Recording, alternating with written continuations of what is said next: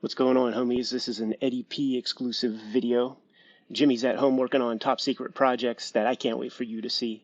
But we're going to give it 5 more minutes just because on social media, that's 2:15 p.m. is when I said we'll start going through this stuff.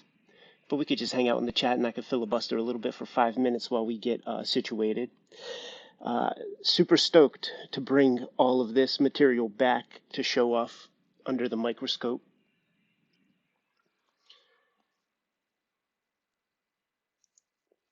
Let's do some normal checks to begin. Want to make sure the sound is good. And by good, I mean you could hear me. I'm currently researching better microphones and things like that to hopefully yield a better product.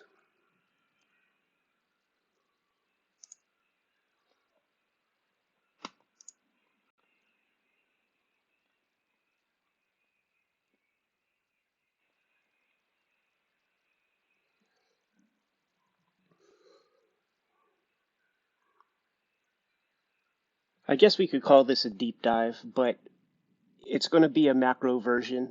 We'll certainly be looking through this stuff, but a lot of this is just discovery for myself. You could tell that a lot of this material is still in its shrink wrap. So I haven't even looked in a lot of this stuff.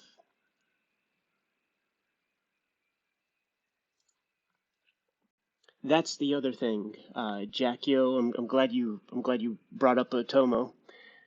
We're going to show off 95% of what I picked up, but there's a small percentage of stuff that Jimmy and I need a Jimmy tag team partner to help me attack some of these videos, man. So there will be an exclusive Otomo episode and another episode about the work of Kaze Shinobu.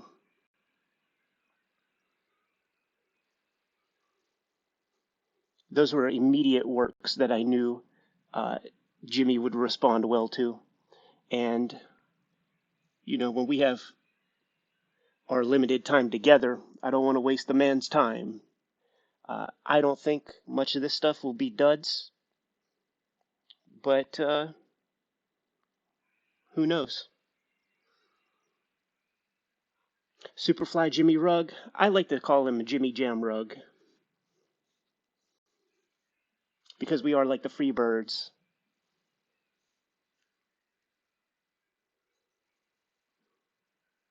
My phone says 2:15. No Guyver comics. The rule is if you go to fucking Tokyo, you don't get stuff that you could get here. Defeats the purpose. Batwing action. Don't threaten me with that, man, because then we'll just have to get started with this little Batman piece of ephemera right here. It is doujinshi, and whenever I, in previous videos, was talking about the different kinds of doujinshi and how, like, the bulk of it is what they call boys' love, doujinshi really means, like, vanity press, self-published. If you make comics that you didn't get $1 for and you put the bill down to make that print run happen, your comics are doujinshi. If you have, if you're participating in NaNoWriMo this month and you put together a 150,000 word novel that you use Smashwords or whatever for, that is also doujinshi. So this right here is a little bit of Batman doujinshi, specifically a book full of every Batmobile up to a certain point. So this was a gift to me from some of the executives at the Mandarake comic book store. And as you can imagine, they do not lie to us and take advantage of us with the title of this publication. It is, in fact, a little bit of stuff about every Batmobile toy up to a certain point. The term otaku applies to this as well. Like, we know the term otaku in relation to anime and manga, but otaku just means like kind of like crazed fan. And there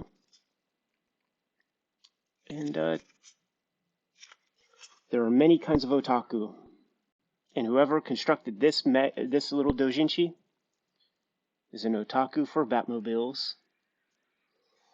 So a lot of this stuff is a smattering of gifts and personal purchases, and some of the ways that I acquired this stuff through the purchases was simply asking my friends, what the heck do you recommend? I sifted through the things they recommended and made sure to not get the stuff that is available here in the States. It was interesting. They were kind of surprised that certain things were accessible here in America, like the works of Jiro Taniguchi.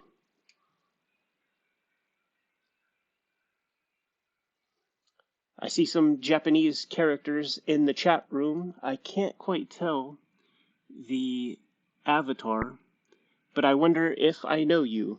The avatar reminds me of my good pal Tatsuya. So if it is, man, say hi.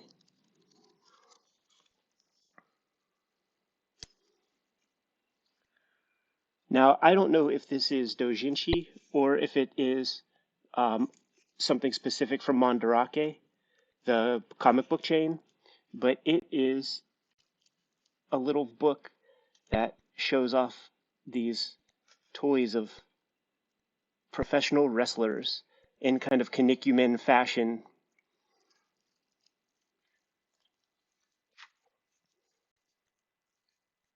Pop culture wise, I got a lot of intel on these old kind of toys and everything. And there was a lot of Kinnikuman stuff going on out there in Tokyo when I was out there. Here's Kinnikuman right there. We know it in the States as Muscle. Oh yeah, Tatsuya. Thanks for joining the chat, Holmes. Tatsuya was the man goodly enough to join me in the offices of Shueisha whenever we went to Weekly Shonen Jump. Super cool dude, and we also hung out at the Kawasaki Warehouse video game arcade, of which I will be making a video sometime in the nearish future. So it is the 40th anniversary of Kinnikuman. Once again, Muscle in the United States.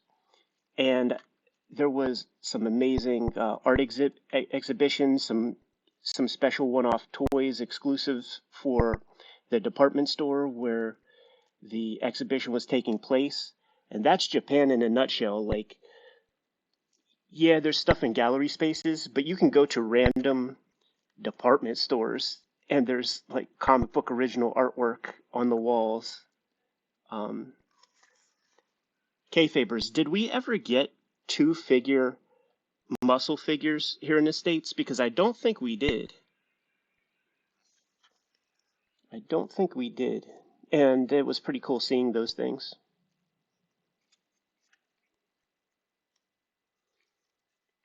Tatsuya in the chat was very cool too about describing how some of these figures came into being, where in the 80s there was a backlash. As you can imagine, there's always a backlash from the older guard, man, who sees kids surrounded by stuff that they didn't have when they were younger and having some fear around that.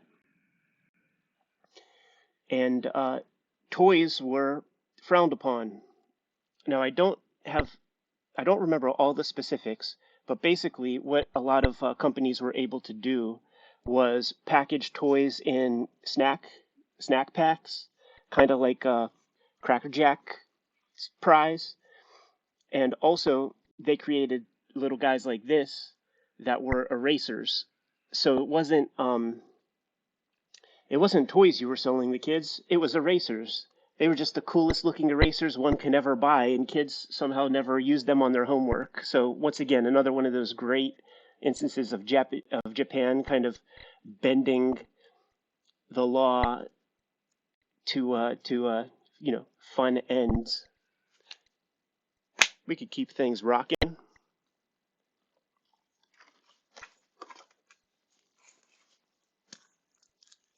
This is one I've been excited to actually get into. My friend Tatsuya, or my friend Suna out there in Tokyo, designer, really, really good artist, friends everywhere, like, Square Enix. He knows the Kinnikuman guys, like, all sorts of peeps, man. And look at the price on this stuff, like, $5. I asked him, what is your favorite manga? And he pointed out Metal K as being one of his favorites, man. So let's take a look inside. Like, already the cover's dope, right? We can all agree upon that.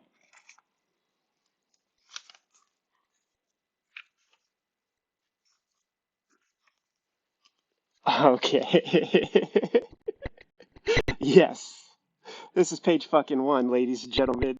A Terminator chasing a dude with a chainsaw. Yes.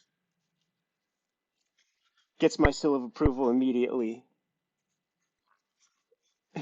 and keep in mind, it's a Jump comic, so this is made for boys. It's made for boys. Titties on page 1. Oh, so she's like a Terminator. Oh, man. Friends, do we have scanlations of this? Chris Pitzer's in the house. Ad House Books. What's up, Chris? Can't wait to see you later this month, man. Compare notes. Look at this, a robot dog. Holy fuck. Oh, this is dope. Please tell me there are scanlations of this. Like, what I will ultimately end up doing is studying each and every page of this stuff, one book after another around bedtime, and try to extrapolate the story as best I can. But, man, something like this, I would really love to read and get the full scope of.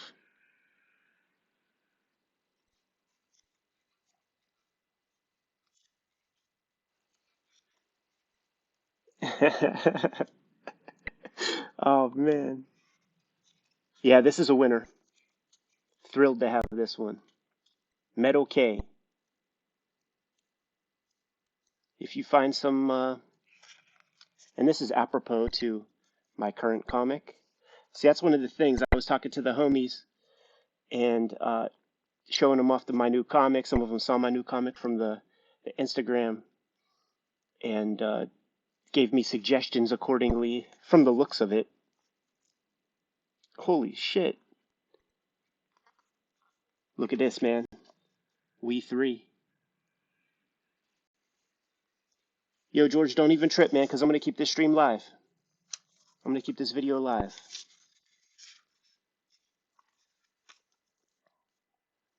Excellent recommendation. Can't wait to sit down with this. Metal K. And once again, like I chose a lot of stuff that I don't really expect to ever come to the States. But if I have any sway, I would love to have Metal K brought to America.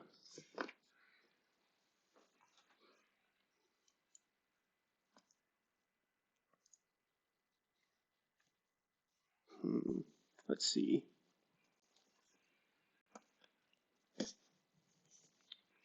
Okay, so we have this book here in the States. Yoshihiro Tatsumi's A Drifting Life, published by Drawing Quarterly. Giant tome. Let's see. It's clocking in at about 850 pages. One of the things that I would do very, very often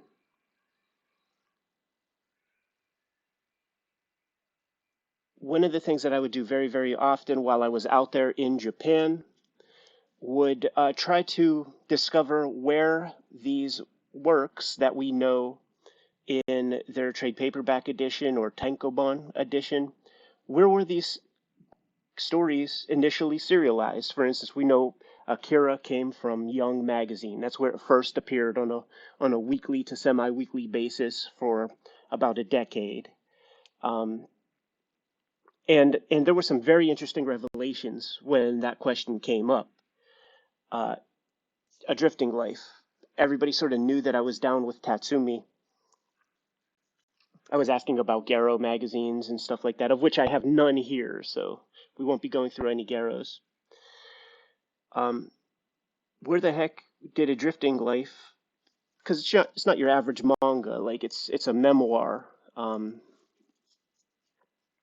It's a little bit weird compared to many of the kind of corporate kind of comics that we know that have been brought to the States. So it was revealed to me that Tatsumi's A Drifting Life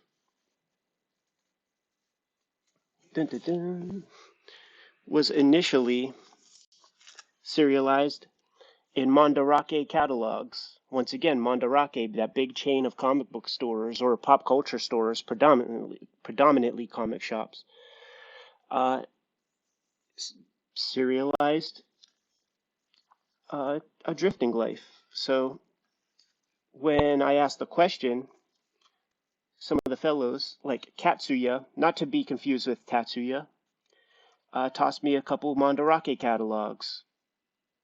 So the material that you see here is very reminiscent of the things that you would see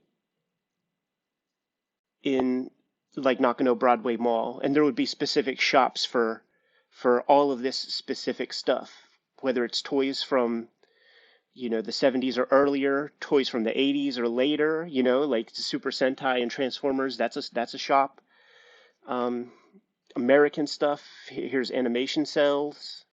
There's a shop that is dedicated to that. Here are some of the older metal toys. And amongst all of that, we have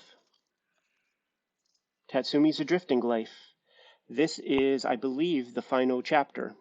I didn't want to bring home too many Mandarake catalogs because you could see that they're bigger than many of the manga, and I didn't want to just fill my bag up or my luggages up with just Mandarake catalogs. But there's a lot of good imagery here that one can study and find very, very inspiring.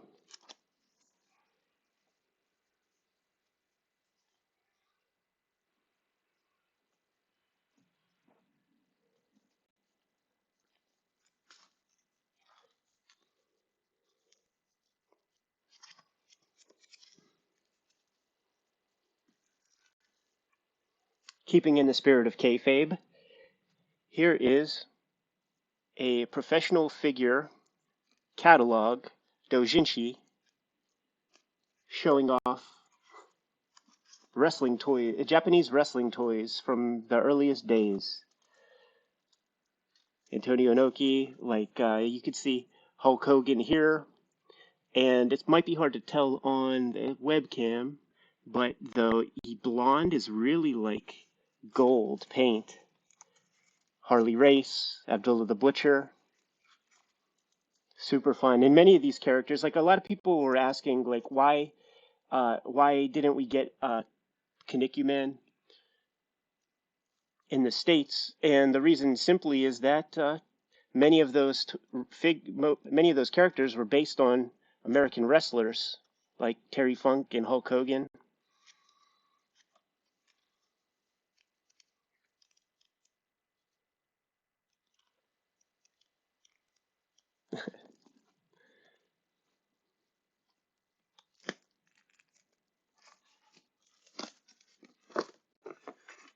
So much stuff.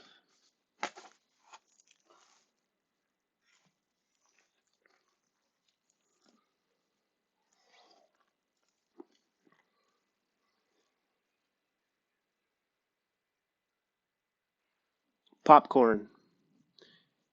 Every decade, some enterprising Japanese publisher tries to figure out how to make American comics work on Japanese soil. And they've never come up with like a very good solution. The readers of Japan just don't gravitate to American comics with the same energy that they do, uh, their native comics. So this was an attempt in the super early 80s. I see 1980 right here, maybe a little bit of 70s. So this is called Popcorn, and it is a mix of Japanese comics, very incredible looking Japanese comics,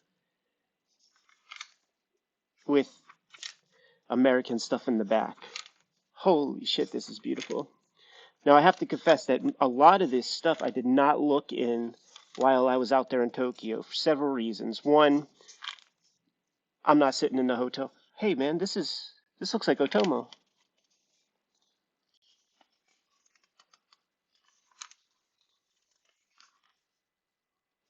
This may or may not be Katsuhiro Otomo.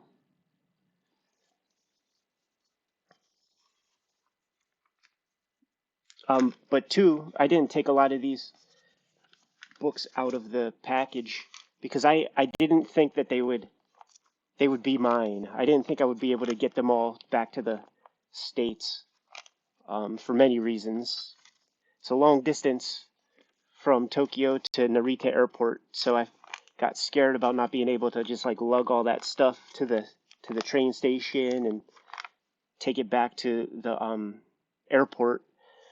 But that was trivial, very simple to do. You could hire a service to scoop your bags up early, ship them to the airport, and they're there waiting for you. You walk them, 50 feet to check them in. I was also scared that my bags would just be way too heavy, and I kind of ditched everything that I could to make weight for the books. I am buying a new wardrobe because of all of the clothes I left behind. But the bags came in fact, they came in underweight. And part of me was like, damn, I should have bought some more manga. So this is a nice sample of lots of different kinds of manga. And I still stand by that other strip as probably being Katsuhiro Otomo. Let's get to the Gaijin comics.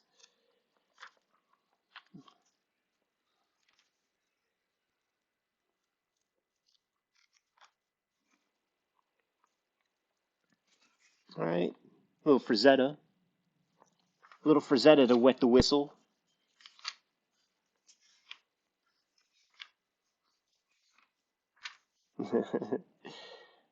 All right, some Marvel tchotchkes.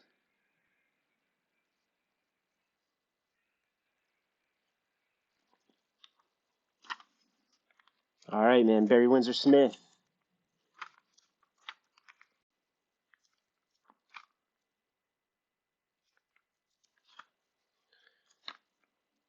Some John Buscema Conans.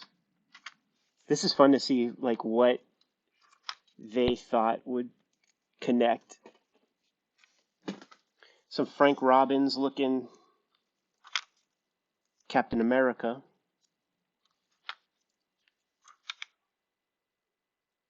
It looks like Frank Robbins mixed with like John Romita or something.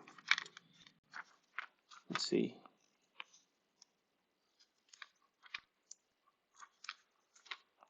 Yeah, it's just John Romita actually. Ah, dude, some parts from How to Draw Comics the Marvel Way. That's fun. That's super fun. Back on the Japanese comic tip. Oh, look at this. That's a good splash.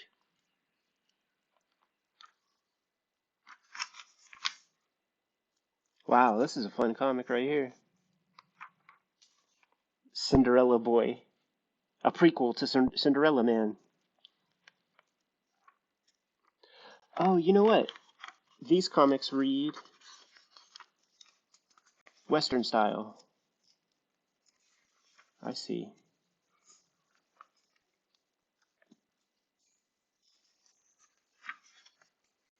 Yeah, I was hoping that they would get into some different colored inks.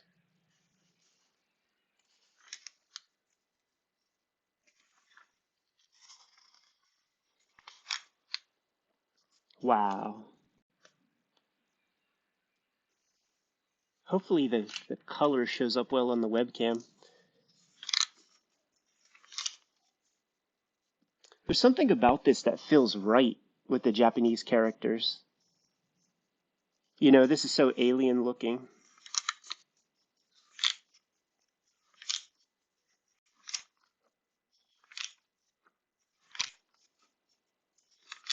These popcorn books, I don't know that I mentioned that, but they're a gift from Aki Yanagi, my other translator pal, who I hope to do some business with out there in Japan as the years go by.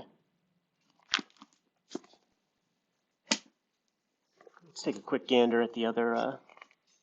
Oh man, some of the epic illustrated works. That last strip, the Cinderella Boy is Monkey Punch, and you know what? It had that Monkey Punch vibe. I actually know this story pretty well, man. It's like Silver Surfer is going to fly to the end of the galaxy. He's going to go and he's going to just like see where the far reaches of the galaxy land him. He goes through all sorts of turmoil, pops out on the other side, and he's just right back there with Galactus. Of course. Wow, this too, man. This is perfect. Once again, playing around with the inks.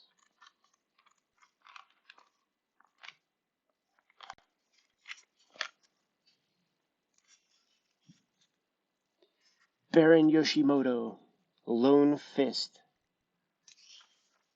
That's up my alley.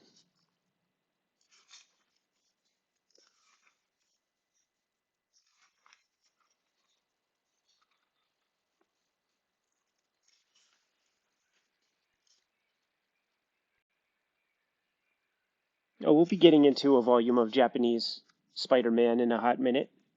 Made sure to pick one of those up while I was out there.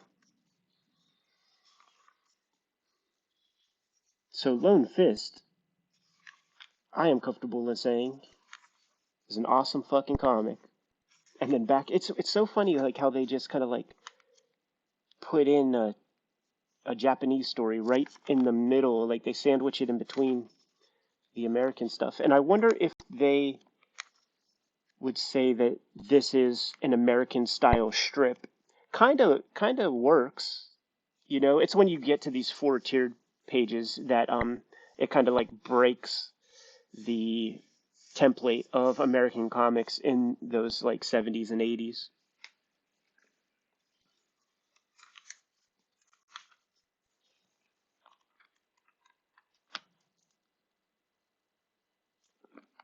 And then they end on some Conan, just like last time. 1980 San Diego Comic-Con.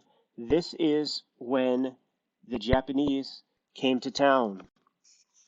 And there were 30 cartoonists from Japan who came to America. Tezuka was sitting at the same table as Monkey Punch. Tezuka was sitting at the same table as Go Nagai. And here are some photos of the event. I have to imagine that in this crop of photos is Frederick Schott in these photos. I don't know who this is. Could that be Frederick Schott, the guy who we can say is most responsible for bringing Japanese comics to us? That said, maybe that's just like, you know, Bob Layton or somebody.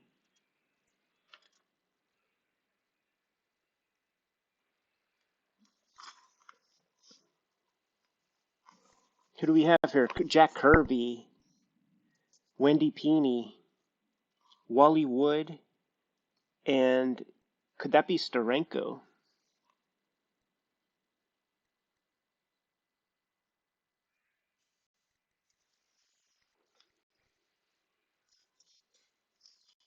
So many questions.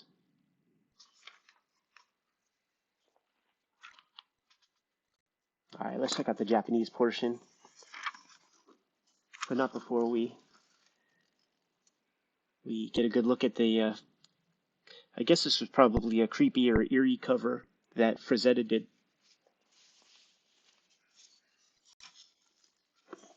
Tatsuya, thanks for that clue in, man.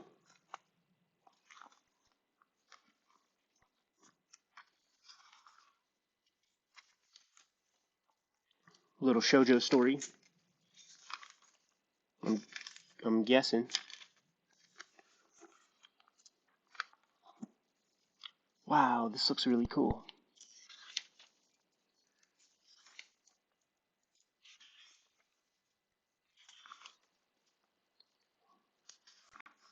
Great use of brush, bold lines. Like, it really stands out because many of the mangaka use the G pen, the dip pen. So when you see these very bold lines, it stands apart. That's Amazing World. This is that Otomo thing. Doing like a, oh my goodness. Doing a Wizard of Oz thing. And we'll just leave that at that. Oh my goodness. And it has Kiss. Oh my goodness.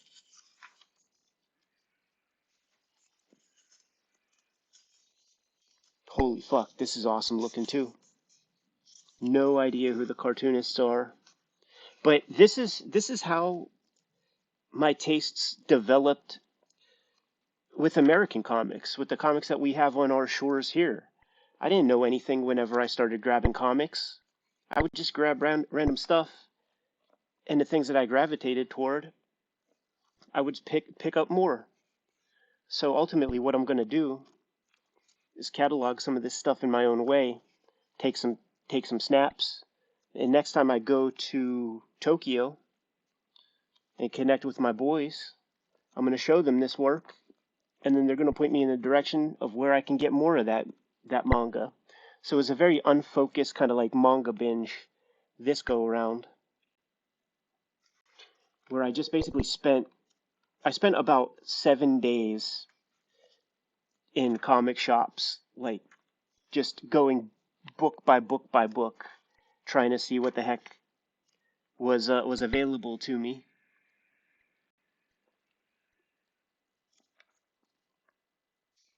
This is a heck of a story, man.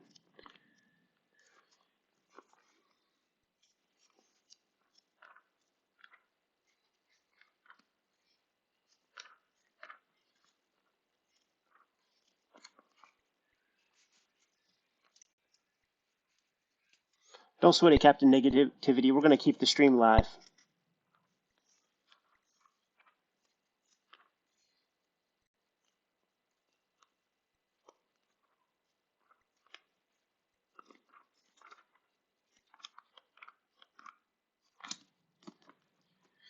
Once again, shouts to my homeboy Aki Yanagi for tossing me some issues of popcorn.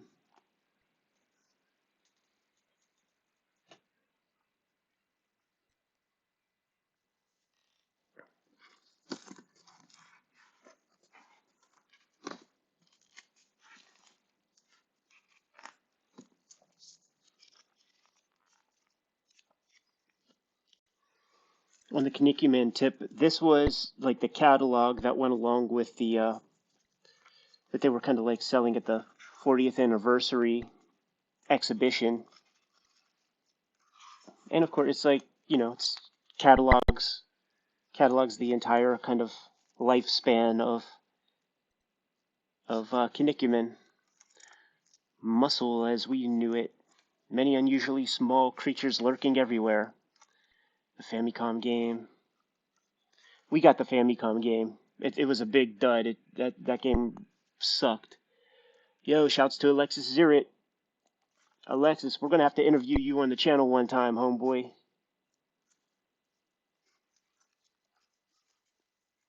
Various smattering of Kinnikuman episodes. I think this is a pretty legendary one. No, no, no. I think for a while you never got to see Warsman's face, and then when you get to see Warsman's face, they took that opportunity to show it off plenty of times.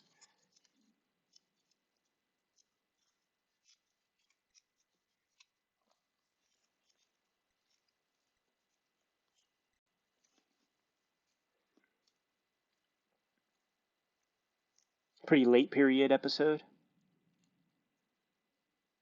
Jim has an art book about Kinnikuman and shows off that they use like poser programs, like 3D poser programs for the anatomy these days. Like that's what the assistants do. And then you think about it, like there's that move right here called the Kinniku Buster. Like if you just pose that out in the one of those programs, it saved that those characters. Then you could look at that image, an infinite amount of angles, and just like pose it out once and redraw it, you know, infinitely. And something tells me that if you saw the oldest Kinnikuman stuff, it's very, very rough and the anatomy is all over the place. Now, surely they could have like figured things out over the years, but something tells me that the poser program uh, helps a lot. We'll say that.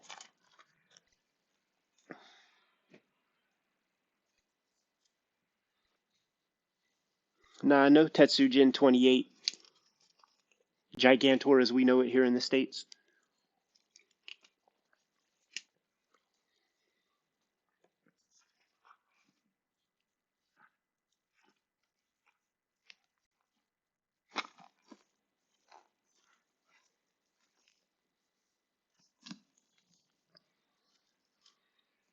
Now this is going to be a fun one, boys and girls. As you can see right here, it's Kitaro Shigeru Mizuki, very prolific cartoonist. And the way it was described to me during World War II and during sort of our occupation of the country, GIs would bring comics over, to just like they read them on the barrack, on the base, and just kind of like discard them. And young Japanese boys were happening upon these thrown away issues of World's Finest and Batman and Superman and EC comics even. So in the 50s, before Mizuki developed his mature style, and maybe, we'll tease the moment for a second. Let me dig under the table and grab out like one of the recent American iterations of an old Kitaro paperback that Drawn and Quarterly put out.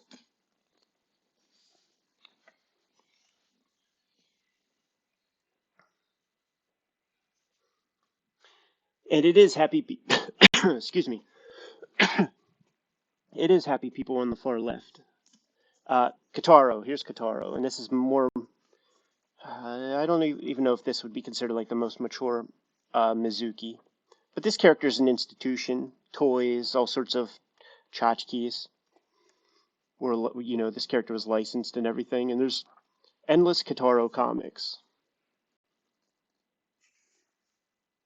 So this is some old Mizuki before he developed his own voice. And we're going to see some fun stuff here. Had a character called Rocket Man. But Rocket Man really didn't look this way. And you can see it's kind of Ultraman-ish, kind of kaiju-ish. But here's your Rocket Man with the S on his chest.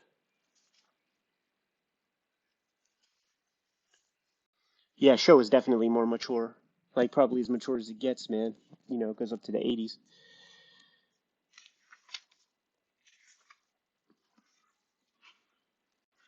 Now, I teased the bootleg Mizuki Superman comic on my Instagram if you guys follow that.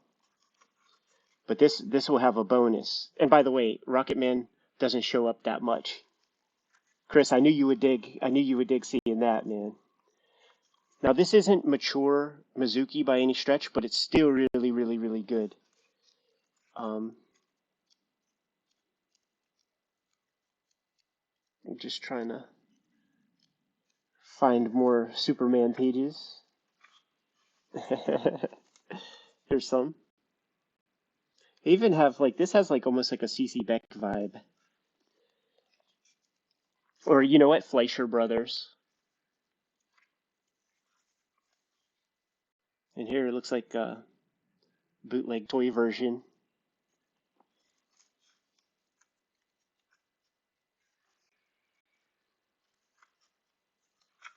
But this is the joint. This is the one that a lot of people don't know about, man. Um, Shigeru Mizuki making Plastic Man comics, bootleg Plastic Man joints.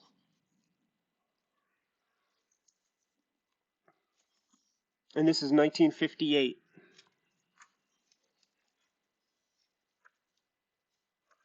How cool is that?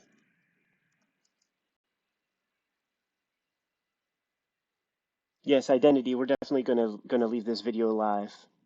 But like we can all agree Jack Cole is dope. But tell me when you see a panel like this, man, you want to read this.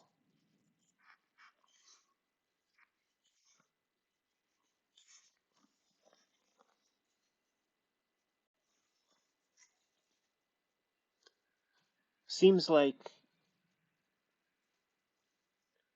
Mizuki was very inspired by the works of Jack Cole around this period as he was developing his style and his voice.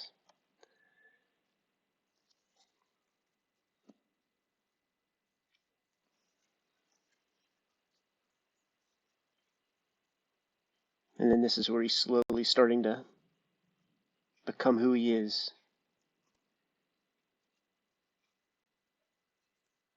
But how cool is that, man? Shigeru Mizuki, bootleg Superman and Plastic Man comics, courtesy of my homeboy and host, Pun P. He threw this in my bag, man, like one of the final days I was in town because he knew I was like sort of like I was going to end up buying a version of this, no doubt. Super good one. It even has like it doesn't look some of the strips don't look penciled. Like he just kind of like went in there with the ink. Very cool.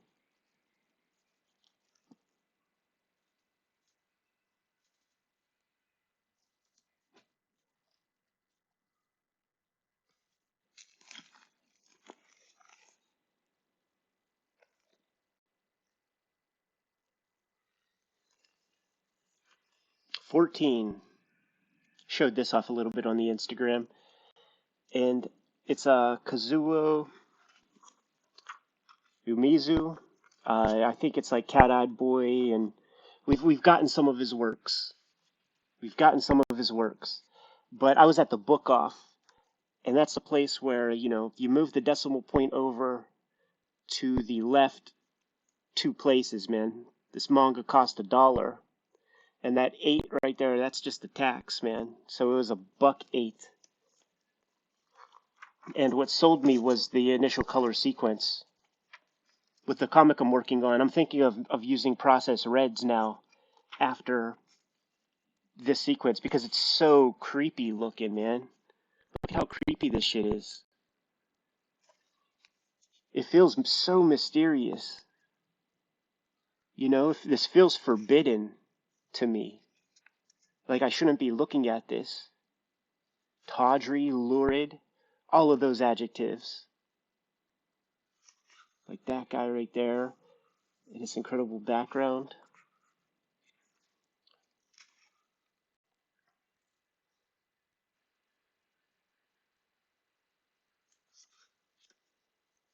I believe also the cartoonist of Drifting Classroom, but I could be wrong.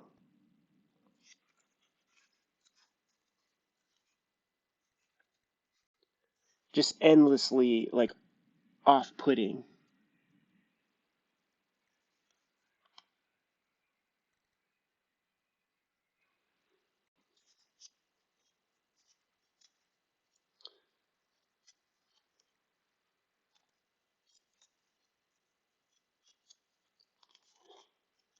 No idea.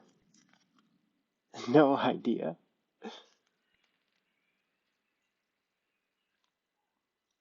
Yeah, I don't think it's a bad call to mention Barker with some of this, even though it's not, there's not pornography per se.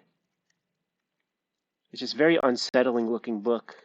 And that's a mood, that's a vibration I'm trying to capture in my next comic. It would be great if they brought 14 to America.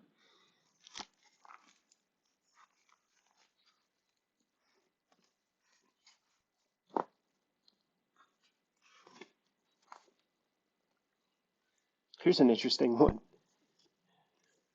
My dude Takashi Okazaki, creator of Afro Samurai, one of the more recent comics he put together, was in connection with the Nissan freaking Cup of Noodles ramen people to tell a kind of like hyperbolic origin story of the creation of the company, Samurai Noodles, the movie.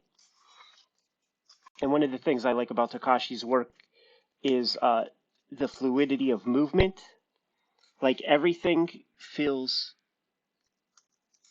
like it's in motion, and you don't see that very often in comics. Like a lot of comics look very static, but also Takashi's use of black is really worth noting. It's very divorced from many of the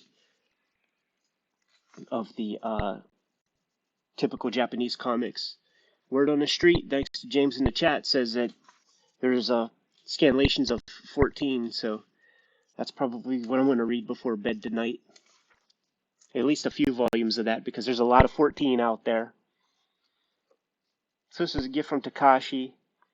Beautiful, beautiful artwork, and he's working on some great stuff right now that's forthcoming. And I'm doing everything I can to convince him to get back to making comic books, man. So he's very interested in doing more work in the American scene. I'm interested in doing some more work in the Japanese space, and we're sort of friends and bound through that, man. So hopefully we get more of his stuff in the future.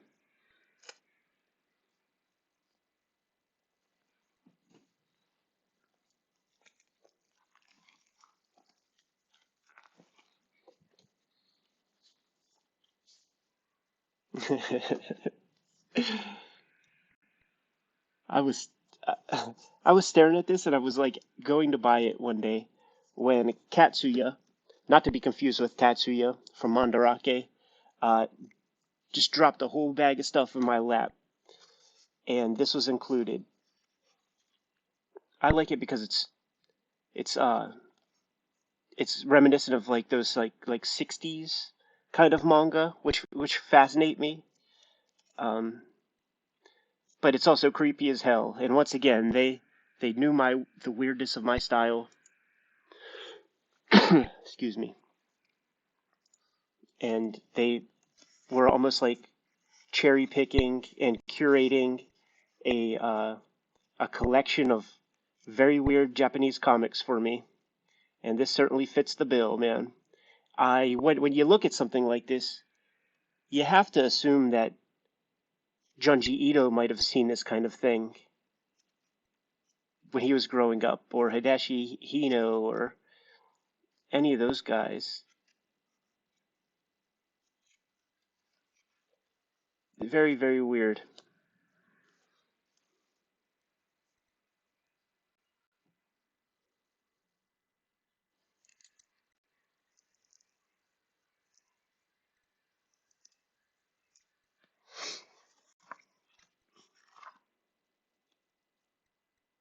Some Kitaro.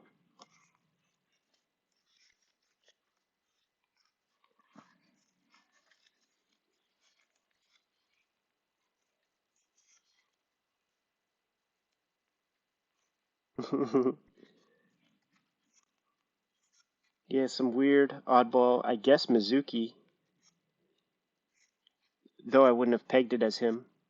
Though there are some strokes where it definitely feels Mizuki-ish. But it's about, that's not a word balloon. There's just like a constant sperm running around.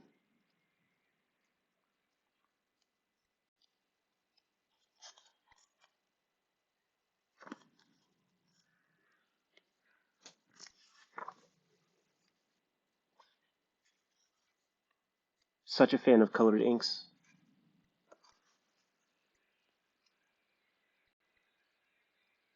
Deep videos. The strongest man manga is Kaze Shinobu, and we will have an independent video with Jimmy and myself talking about his works and going through those books. Those are very special ones, uh, and Jim had to be there to weigh in because I knew that he would have sort of the same feelings that I did whenever I first saw those manga.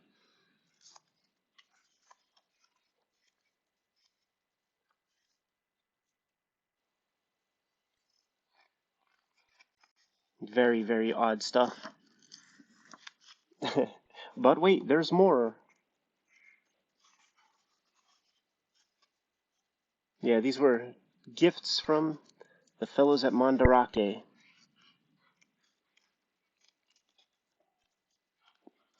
They know my steez, man. Sex, violence, blood, gore, and everything in between.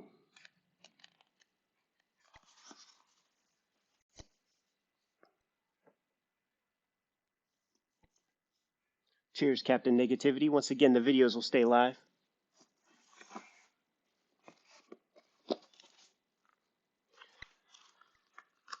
I'm not sure what this is. This was in the gift section.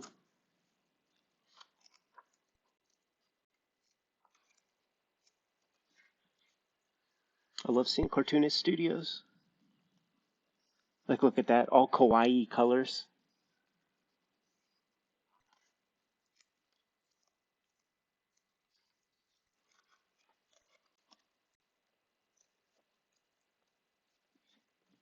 Oh, look at that.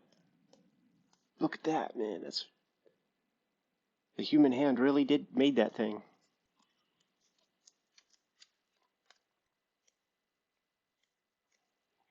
Hmm. Yeah, I don't know.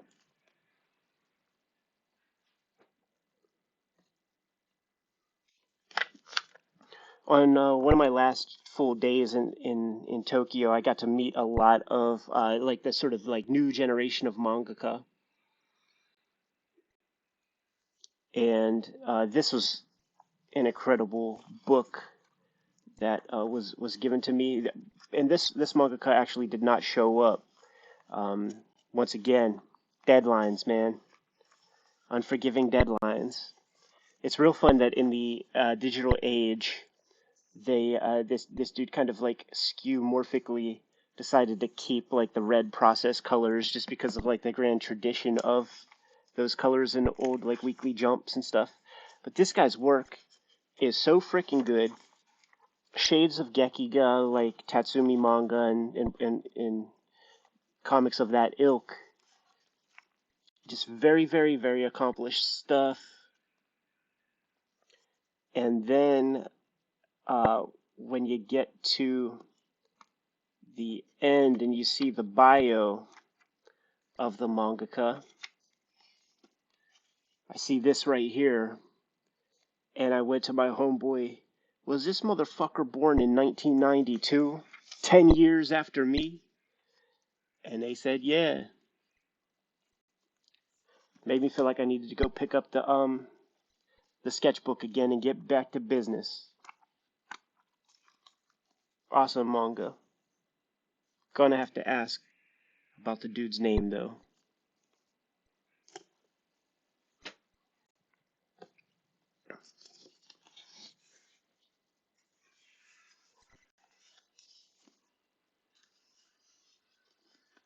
Dr. Miki Yamamoto made this. Uh, in talks with American publishers to get this thing brought over to the States. But this is another Beam comic. And she teaches manga in a college setting, but very influenced on French comics. So it has a different vibe than just the typical manga idiom that you may have in mind or whatever. Also playing a little bit with optical illusions. Maybe she likes Steranko. A super cool lady. I promise that next time I come to Tokyo, if class is in session, I would swing through and give a talk or a lecture at her university. But she taught several volumes my way, man, and hopefully some of this work gets translated in the States. But many of these books that were published by Beam Comics, to me, they're like the Fantagraphics or Drawn and Quarterly of Japan, because you can see, like, in order for them to exist, in order for them to compete, the book isn't the final step. Just making it into print is not the final thing. They have to try to make books that stand out. So design is important to the Beam comics. And this is another example. There's the belly band. There's this like acetate overlay.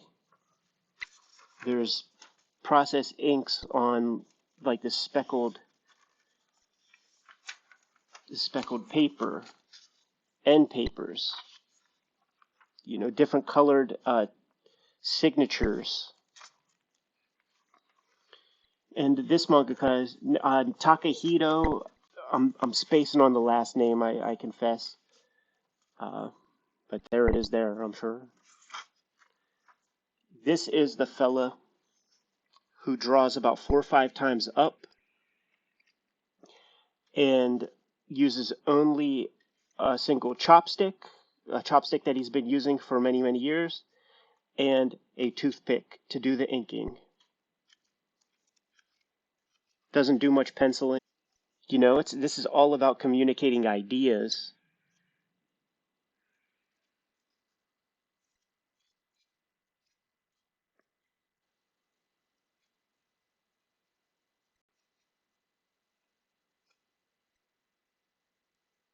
Great pen and ink artwork.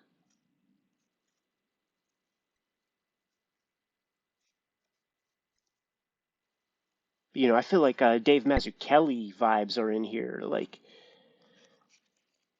Miki Yamamoto, Dr. Miki Yamamoto.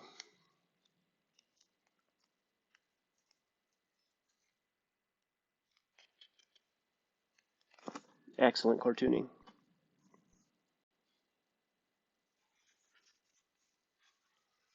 This is an anthology that includes the work of Takahito.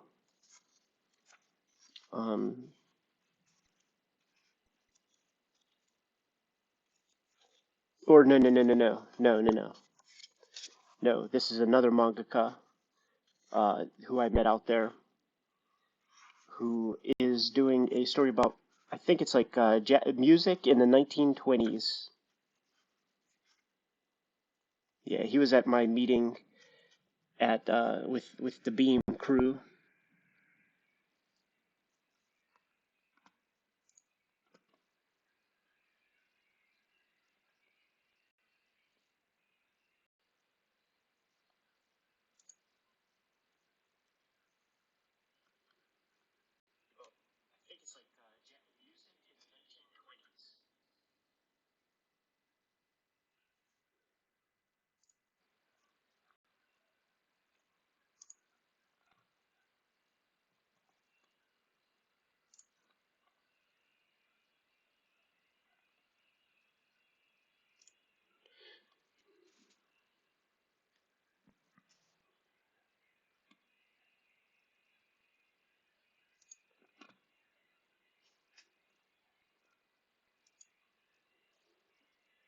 Are we back? Are we back? Oh yeah, we're back. Word.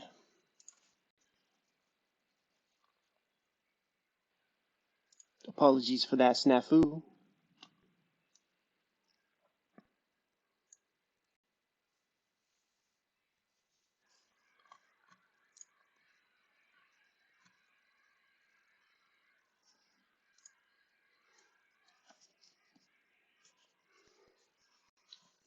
Yeah, my internet was acting up, which doesn't, which shouldn't be a surprise any longer. Anyhow, let's just get back to business, man. Sorry for that little lag. Wasn't that bad of lag though, because I could have used that. I could have used that sip of water. Anyhow, let's get back to business, man. Here's another piece from Takehito Murizumi is the guy's name with the chopstick. Nothing much. Just the internet kicked off Captain Negativity, but I didn't proceed with any other books or anything. So here you could tell like the chopstick, and he would, as a gift, get all kinds of different paper from people, on Christmas and various holidays. And the book is created with a big smattering of different kinds of papers, but once again, more tipped in pages.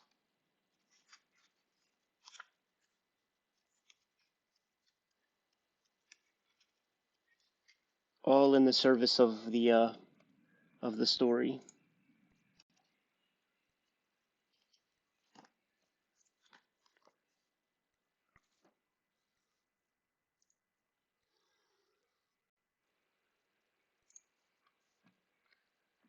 Mm, where to go next? Where to go next?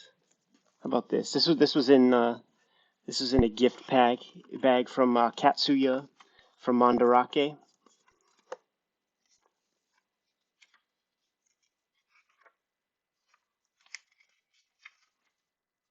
It's like very old manga.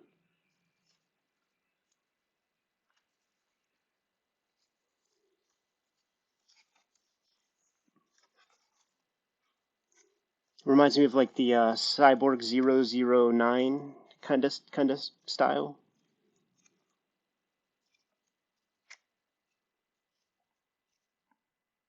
Ah, very interesting. If you take a look, it's all hand lettered.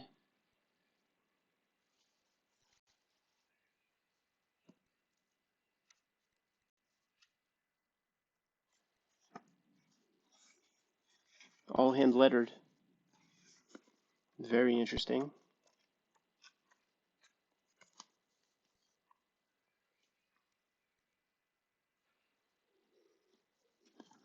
This thing keeps sticking out to me. Wow, look at that image. We can only be so cool as to like make something like this once in our lifetime.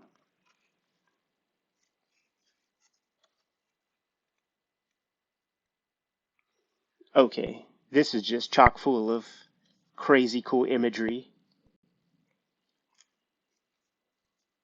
Wow. So it's like atomic age horror movies and stuff. The uh what the hell was that one movie? The Colossus or whatever. The Fly. Some of that Harryhausen shit.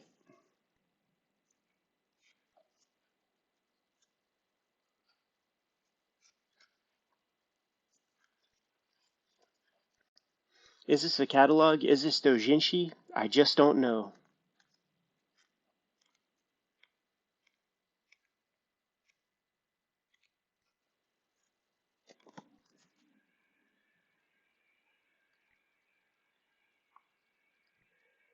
Tatsuya, what would I do without you, homeboy?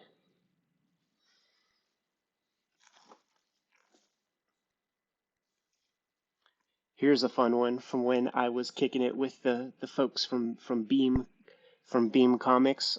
This is not a Beam comic. It's called. Oh no, it is a Beam comic. Okay, good. It makes sense. But this cartoonist, very inspired by the likes of Chris Ware, Dan Clowes, Adrian Tomine, and you could tell. But this is Japanese homeboy, so it's got the Japanese sensibility to it.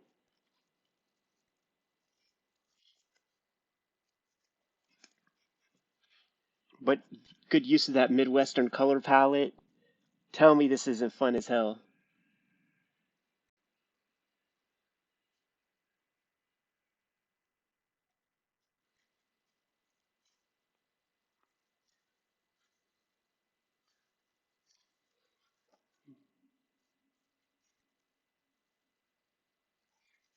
Super cool stuff. I was thrilled to meet this dude.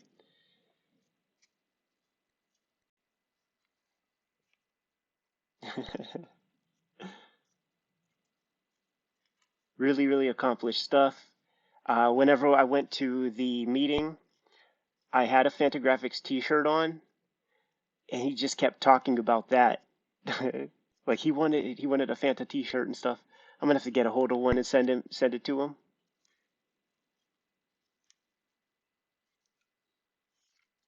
And I asked him, dude, did you get your hands on Rusty Brown yet? He said I read it 2 times.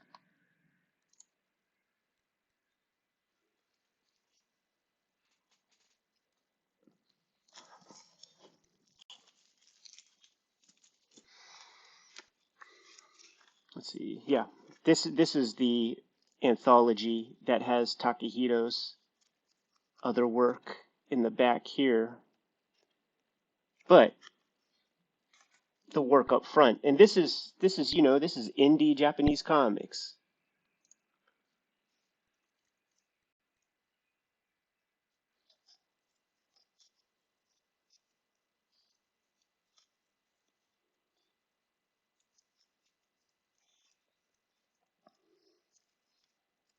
I did not meet these cartoonists.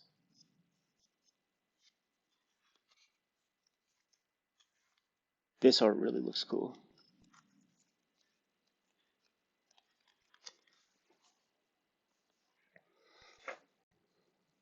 You see this right here, man? We're gonna have to get into some heavy hitters.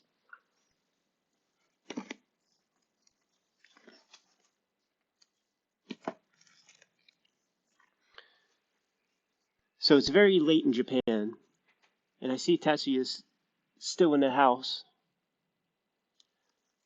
And I was goodly enough on the last day we were in town to go to Kawasaki Warehouse, like the super cool arcade that is being torn down within a week from this stream, and got to meet Tatsuya's brother, who is a very accomplished and successful comedy writer, who also happens to be uh, a fan of American comics. Specifically, he said he is a giant fan of Booster Gold, and it made me think about like the doujinshi that I saw. A lot of Booster Gold, Blue Beetle. Uh, Boys love doujinshi in Japan. Probably second to Captain America Winter Soldier doujinshi. That said,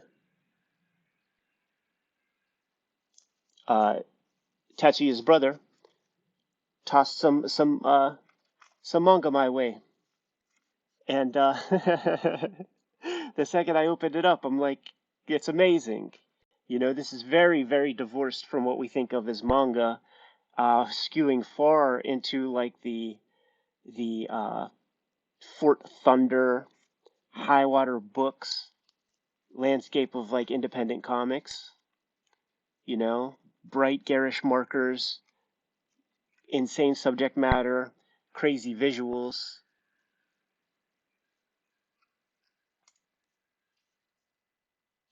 and very happy, thrilled to have this in my possession.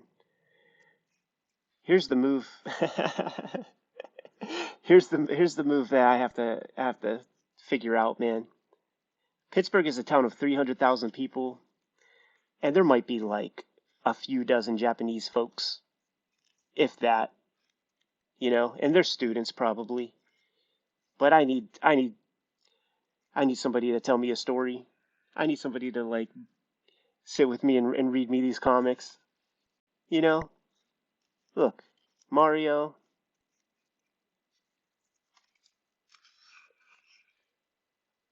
I don't even know. I don't know what to say, but I love it. So Tatsuya, man, thank you, brother, man, for thinking of me and sending some like quality weirdo fucking Japanese comics that I would have never found otherwise, man. Much, much appreciated. When you say he's an animator, would he animate? Would he be an in-betweener for uh, popular like Macross type shows? Can you include maybe a YouTube link? I'd be curious to see how his work translates to animation. Oh, look, man, keeping kayfabe.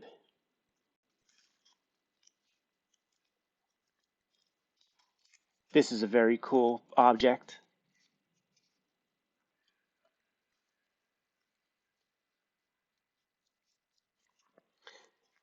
This is the kind of thing I need to put high on my pile, just in case if I have a very untimely demise and people have to clean out my stuff. Like I want them to like see this stuff first, and then develop impressions about me.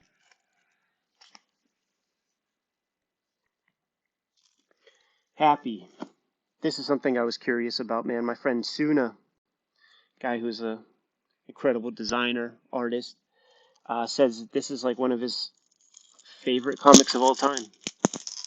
So let's see what that means.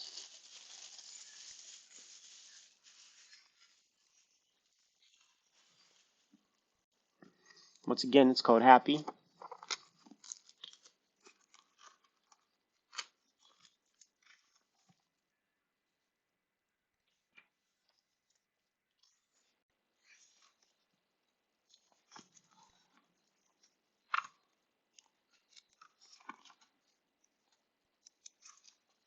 Looks pretty good. Yeah, he did say something about Happy is a deceptive title. Lots of short stories about very uncomfortable things. And I sure hope they all end with some crazy thing. Now, this is perhaps like you can't step to the art. Of course, it's great. But this is typically the kind of manga that I would actually steer clear of, where it's more situational and relies on the words to a degree.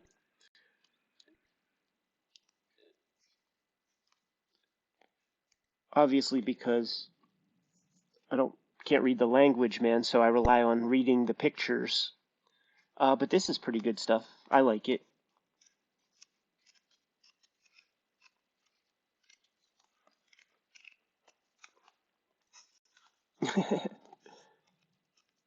There were many volumes of this, man. I picked the one with like just like the most unsettling guy on the cover.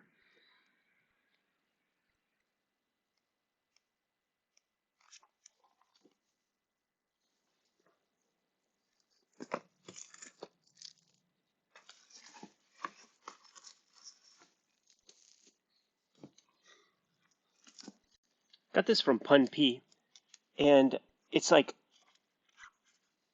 an anthology of stories that involve characters who smoke cigarettes. And that goes to show you, folks, that the Japanese comic scene has all manner of subject matter. The thing that I like most about this, though, is that there is an Inio Asano story in here, and he's one of my favorite mangaka working today.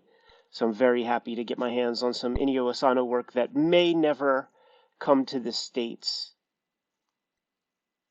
we have certain rules about cartoony imagery and smoking and all of that, or I would place money that uh, won't be getting easy access to this comic.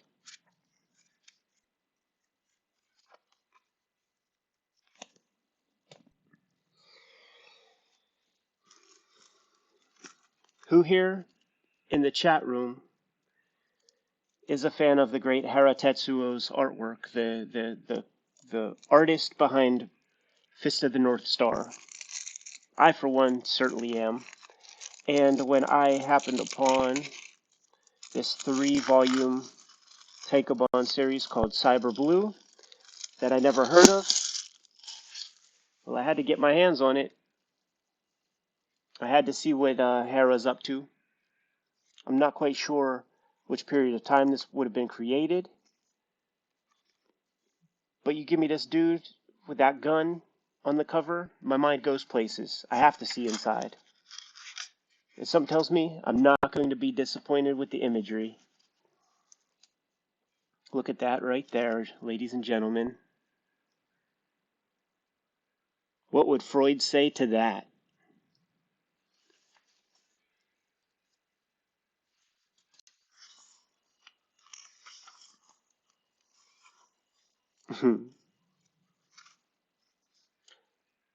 So good, so detailed. Publishing his work at this small size really doesn't do it justice. Like, this is some of the few manga that would really benefit from being published in the American size format. Looks like a lot of airbrushes involved, and if you notice, usually you would get some ink washed pages to begin. The ink wash doesn't seem to be stopping. And I say that right when it does.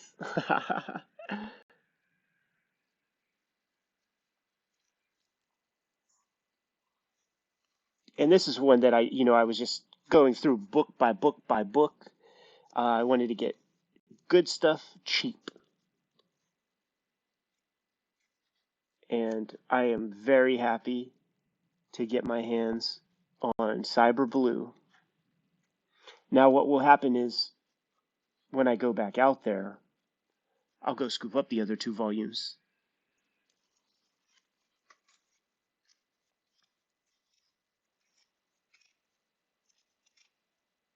Look at that.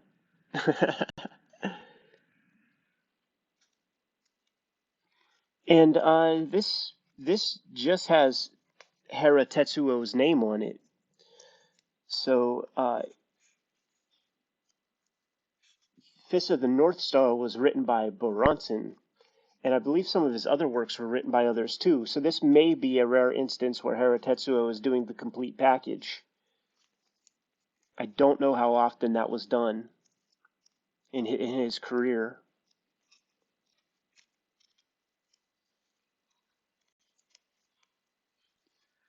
Great, great looking stuff.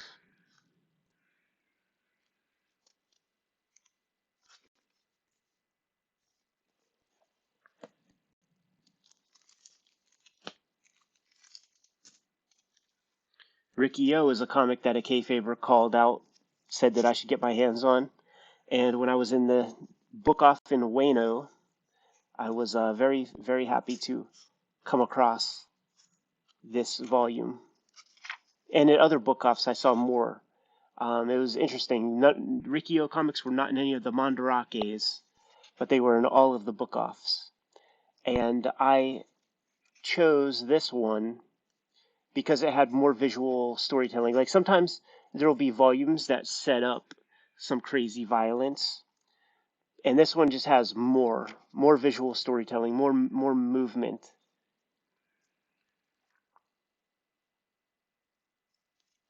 So there's some good stuff here, and obviously, yeah, there was the Ricky-O movie that's like hyper violent, lots of gore, lots of blood, and the lessons that one can learn from this are sort of the lessons that I took away from manga at large while I was out there.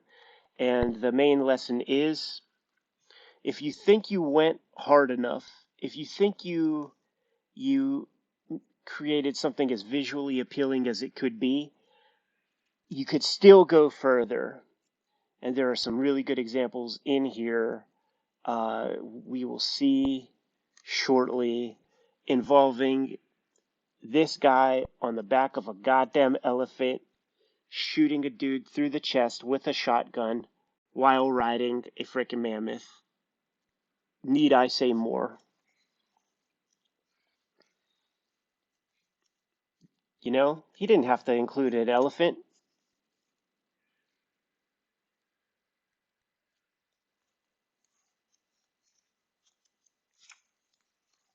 And just every 5 pages, some other atrocity is being committed. So you know that speaks directly to me.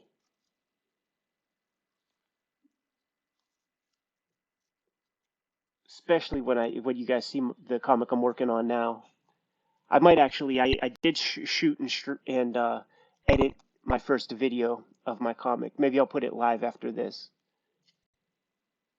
Oh, this big guy, he's gonna do some damage. Look at that, man. Puts a dude's head in his mouth, bites that shit off.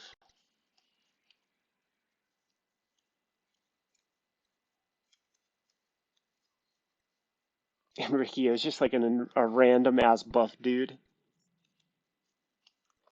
Look at the proportions on this guy. If I would have seen this before I did X-Men Grand Design, this is what your blob would have ended up looking like.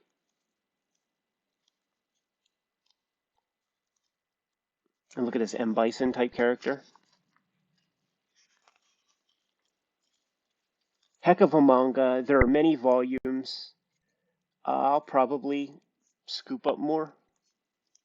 Whoa! Fighting a dude. Stops him. Gives him that rabbit punch to the back of the dome piece. Knocking his eyeballs out. It's poetic.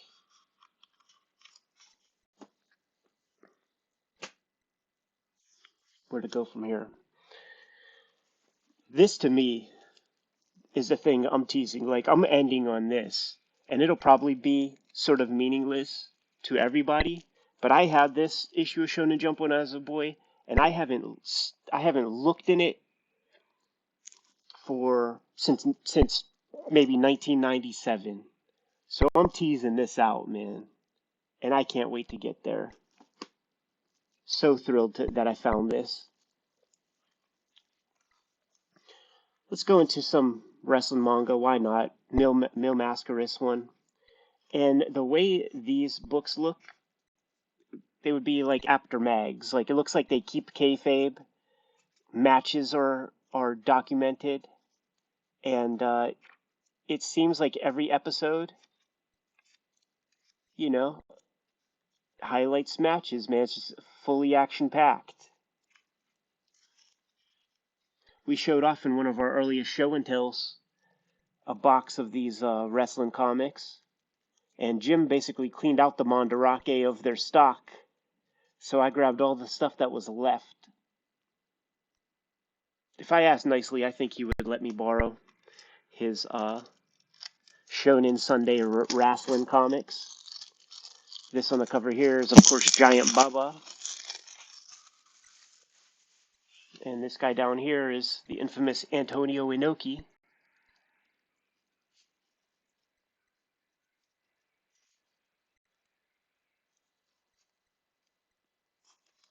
The Chin versus the Spider.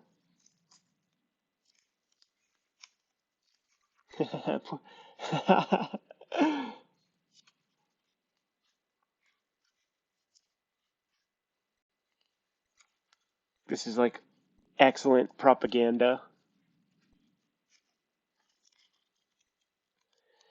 So we knew about these. I was hunting for them and found, 3 volumes. Here's one with the Funks and Mil Mascaris. I'll go through those later. But these babies, while I was like looking for the Shonen Sunday ones jumped out at me.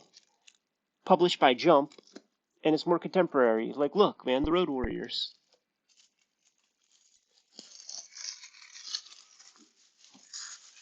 So let's take a look. Who do we have on the cover here? Well, I know who the Gaijin wrestlers are. That's Bruiser Brody, Hulk Hogan, Stan Hansen, and Harley Race. I do not know who the Japanese guys are, I confess. But let's see how this stuff stacks up against the Shonen Sunday stuff. Already it's kind of cooler, because look, speaking of the Freebirds earlier, there's Terry Gordy and Michael P.S. Hayes. How cool is that? And is this Muda?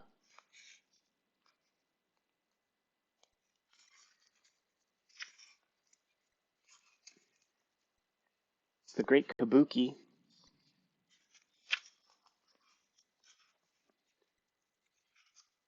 You know what? This is great. This is effing great, man. Michael P.S. Hayes. Oh, there's the Sheik.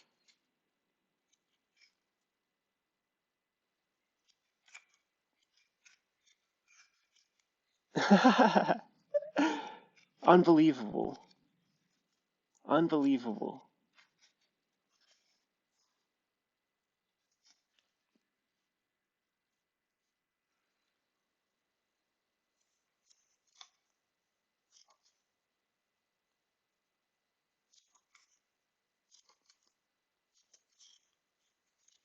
Incredible Hulk shows up. There's Brody. So he's still kicking. Whoa. And then enter stage left. Where is he? A young Ric Flair. How cool is this?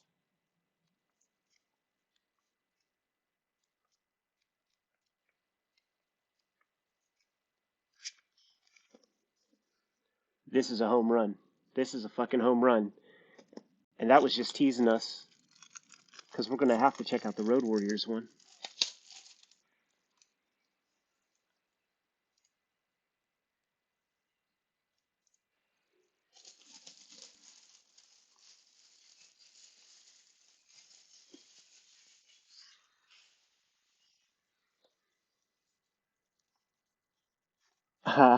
There's the mangaka with his Road Warriors hawk paint job. Pro Wrestling Star Wars, super real fiction. Oh, look at that, man. Precious Paul Ellering. I confess, guys, I don't know who the Japanese wrestlers are, man. Maybe you could fill me in. And it was always it's legendary that Stan Hansen is very blind and he never wears his glasses in the ring. So when he tries to, throw kayfabe punches, they get a little close sometimes. He works a little stiff.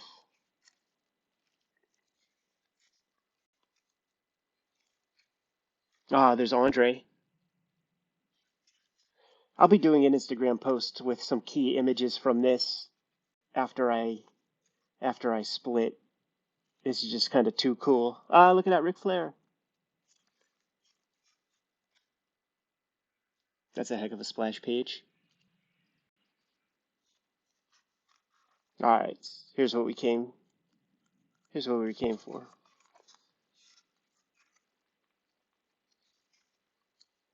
Look at the Road Warriors. Look at that treatment. Valiant Comics couldn't step to this.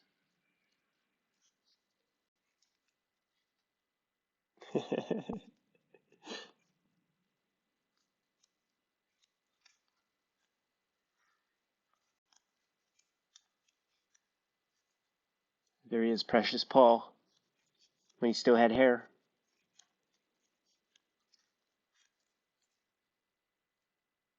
Ooh, our guy got color. Is that Paul?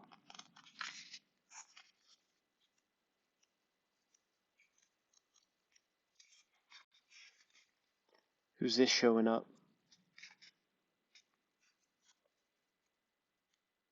Laying waste. To the Legion of Doom? I don't know. I'm gonna have to sit down and study this one.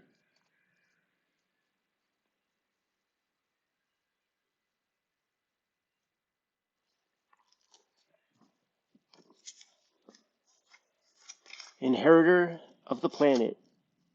I don't know if that's what that says, and that's a subtitle or what, but this is another Pun P favorite that he recommended.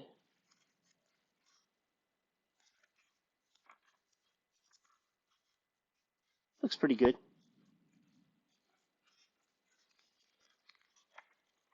Yeah, sure.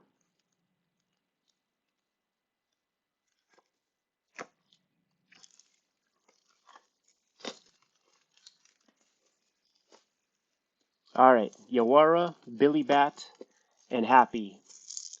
Naoki Urasawa. If we're all fans of Man-Ben here, we know that these are the comics that Naoki Urasawa put together before his works like Monster and 20th. Well, Yawara and Happy. Let me start that over again. See, I would have edited that out if this was not a stream. These are Naoki Urasawa works that have not come to America, and if you've watched Man-Ben, you see these books referenced. In fact, when Man-Ben's going on, he is working on Billy Bat, but we just do not have these comics. So I wanted to get one volume of all of these works. Scanlations exist, but let me get an OG. These things cost maybe $2. And that's the thing. Like I had no idea that Yawara was a judo comic because the covers never sell that. You know, the covers always just sell the pretty girl, but she's a bad motherfucker.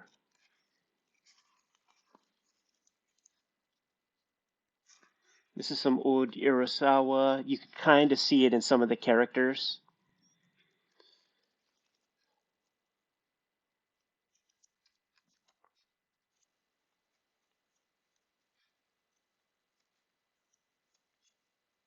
I believe this was about 28 volumes or so.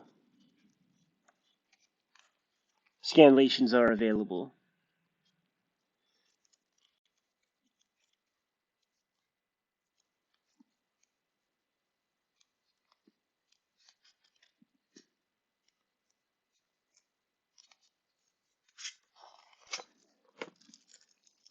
Then came Happy. I'm not sure where Pineapple Army fit into the mixture, but we got a little bit of that here in the States.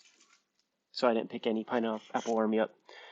So this one, Happy, it's about her brother got in debt to the Yakuza, and she is going to be forced into being like a soapland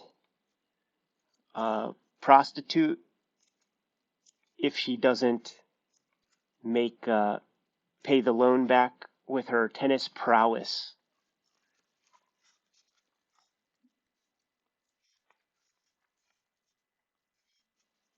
All of this stuff, I believe, was translated into anime or even live action.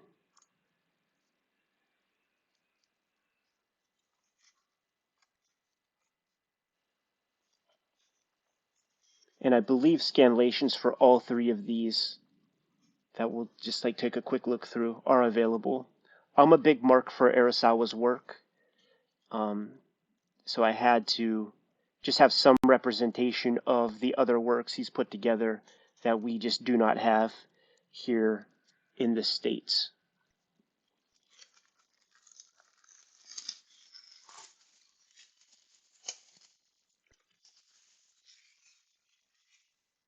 And Billy Bat is the manga that he was working on while Man-Ben was going on, and I believe he even completed Billy Bat while the television series was going on. My friends at Viz said that we will probably never see this here in the States. When I was out there in Japan, I was asking why. Why would this be the case? He's He's well known here.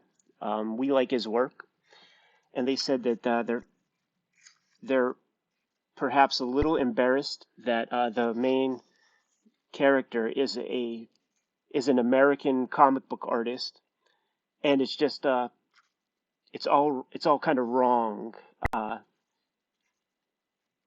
in uh, in terms of how things are here. But I say, who gives a fuck? You know what I mean? Like, it's fine. So he didn't get all of the American stuff right. Who gives a shit? Let's bring us the comic. Let us have this.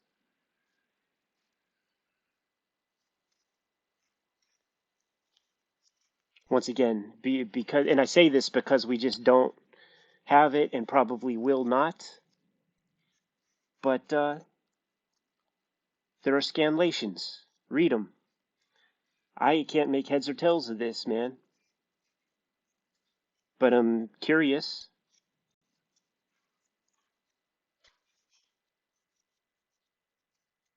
The problem with the scanlations is that they're kind of too literal sometimes, and it really makes you respect the real translators, like the Torrin Smiths and the Ryan Holmbergs and the Zach Davidsons, who can parse out the different nuances between Japanese and English and make something very literate.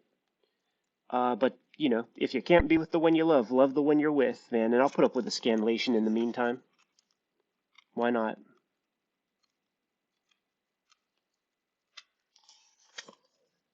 So there's some Urasawa stuff. We've had our fill of Kinnikuman. This, I believe, is what was really associated with the art exhibition. Oh yeah, absolutely. Yeah, because all of these pages were there at the art exhibition. So maybe this is probably why they didn't want people taking photos. They wanted you to buy the book. So much technique, so much craft on these pages made you really respect it.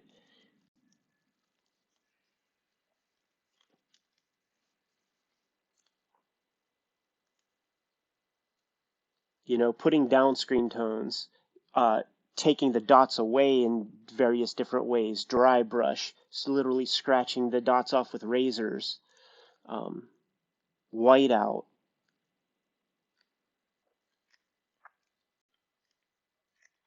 Very, very cool.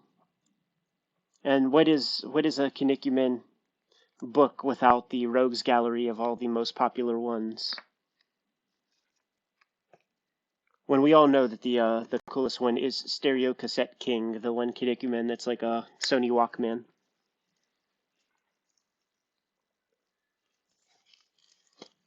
Can we talk Ryochi Ikegami a little bit? We know the work from, let's see, Crying Freeman, My the Psychic Girl, Sanctuary. But I guess early on, Ikegami Sensei did a bunch of Spider-Man comics.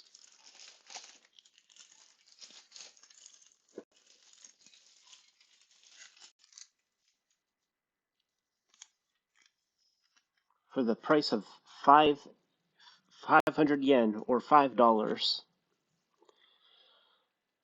I gotta tell you guys, I couldn't wait to bust this one out, man. So let's take a look.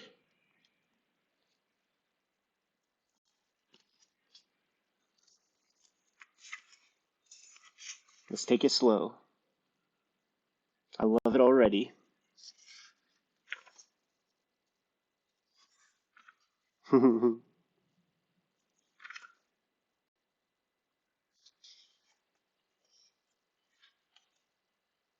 Beautiful, beautiful stuff.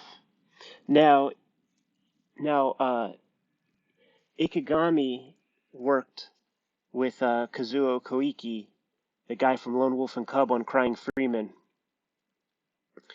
He worked with others, I believe, on My the Psychic Girl, and definitely worked with someone else on Sanctuary.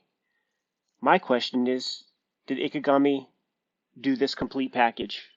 Did Ikegami write this? Tetsuya, maybe you would know, or maybe it says, but I'm very curious if this is an Ikegami piece that he did completely on his own.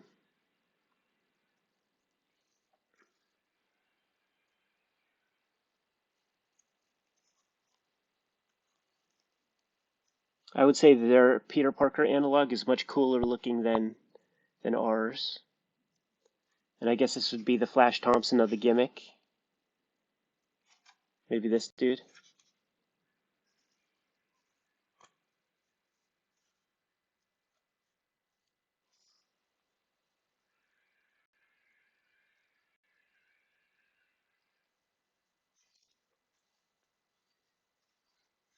We're getting lots of origin, but I need to see a dude in a fucking spider suit.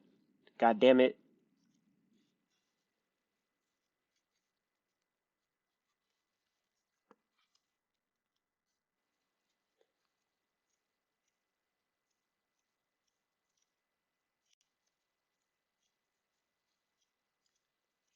I'm about to cry.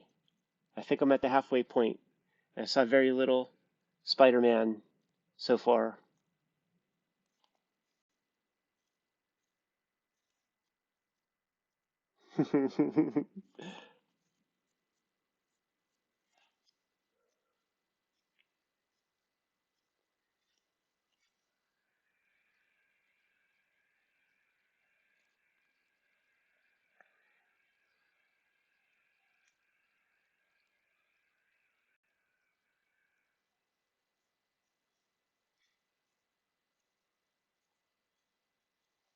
God damn it, give me some more Spider-Man. There we go.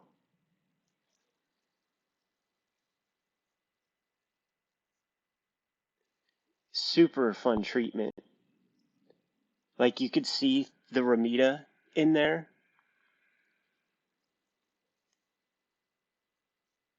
but Ikegami's doing his own thing too.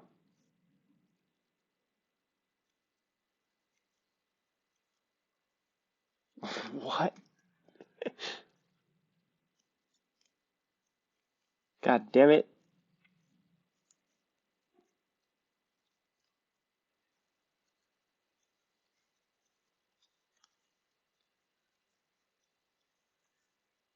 As much as I like Ikegami's work, this disappoints me.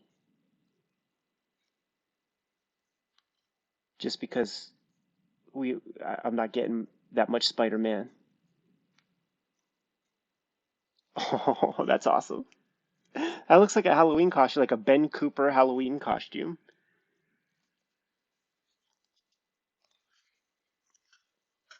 Yeah, I would hope that the pace gets picked up a little bit in other volumes. 1986 copyright on this one.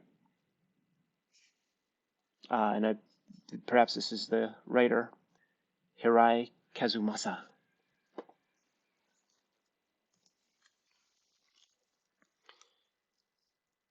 I do not know how to translate this title. Can't read it, but it is by the cartoonist who did a strip in Shonen Jump that I really loved called Bakudan. Bakudan got a 2 tankobon series before it was canceled, but this is the main series done by that same mangaka, Akira something or other, Miyashita or something like that.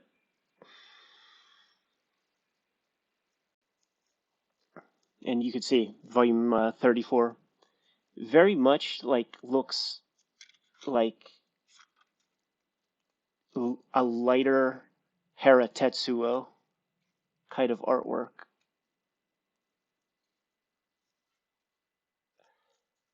I love the expressiveness of the characters.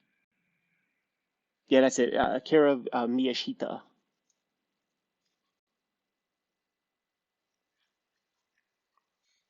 I love the anatomy. I love the expressions on their faces. Hopefully, I think there's a Bakudan strip in this one. So you'll get to see what I mean when I show some of that stuff off. But the Haratetsuo stripes are here, like the super thick eyebrows, some of the proportionality, super short upper body or trunk, very long legs, specifically delineated musculature.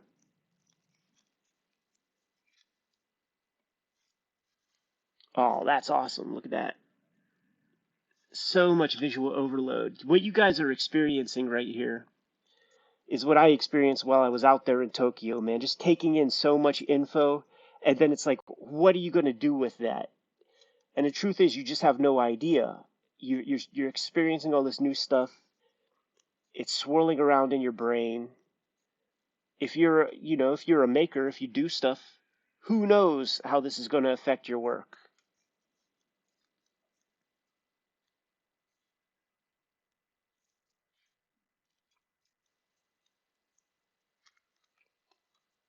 Pretty stoked. Pretty stoked to have this, man. This is the latest volume. Maybe it is the last volume. I don't know if the series is still going on. I don't think so. But it was either between this or volume one. Like I wanted to grab one. And I think I made the smart move by grabbing the last because very often manga series they don't find their voice for a few tankobon.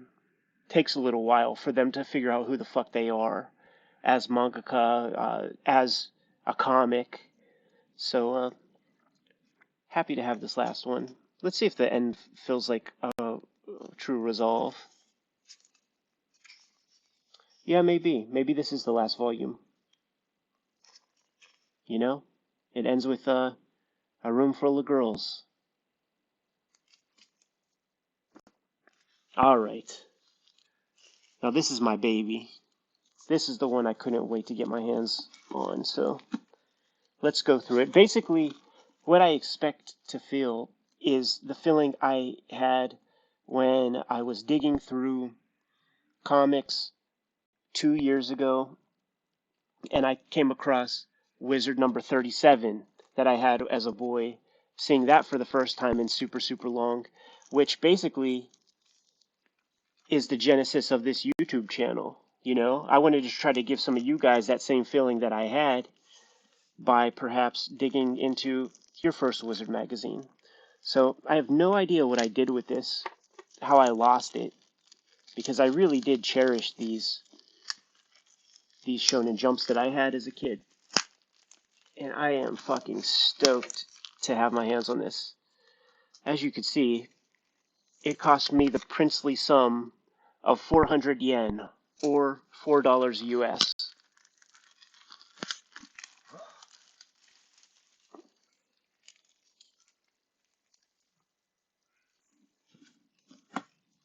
From what I remember...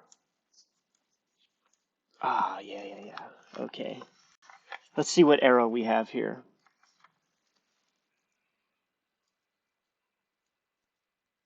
This is wild as hell. The Sony Playstation existed. I promise you, when I looked at this thing, I had no idea. Like, my brain didn't even process what this was. It was my introduction to Dragon Ball.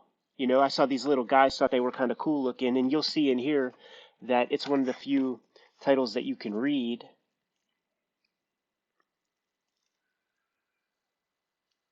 Chrono Trigger ad.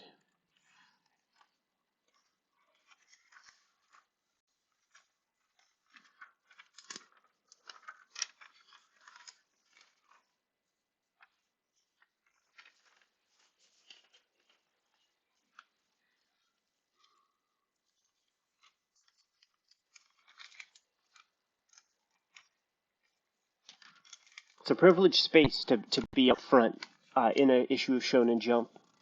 And I do not know this such and such boy comic. Now, you can imagine as a kid who's just discovering this stuff for the very first time, and you see this character, and you see,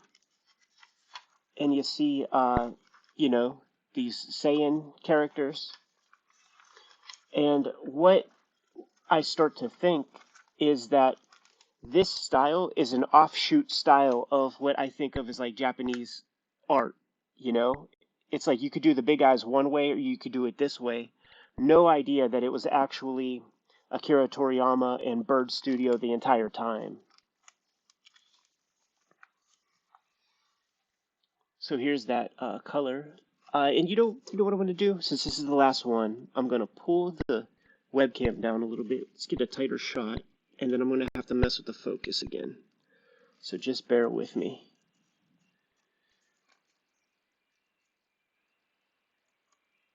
One moment, I'm just going to tighten up the focus.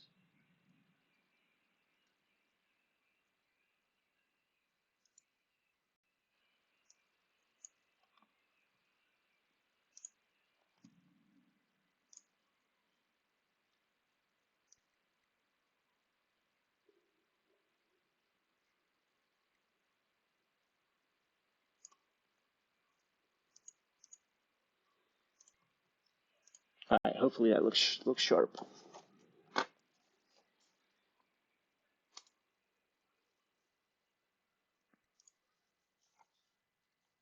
Now, one of the discoveries that I made, and Tatsuya, I'm speaking to the homeboy here for a second. When we were at Shueisha and I was asking Mr. Nakano about like what was the orange color at the beginning of a lot of the issues, like what was that about? I don't think he quite understood exactly what I was saying because the answer was a little bit weird, but I got the answer. And the answer is that they basically were running these books off the same presses as newspapers. So these inks are process inks. These are inks that were available easily and cheaply in the newspaper space. So that's why this color was chosen. When we were in the offices of Shueisha Shonen Jump, we discovered that they use 6 colors predominantly on the covers, and we know CMYK 4 colors. I asked, what are the other 2 colors? I have to know.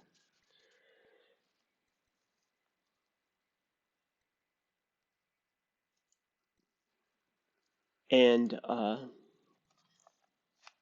and it was revealed that they have a special pink that is like the pink flesh tone, and they will oscillate between various uh, fluorescent inks.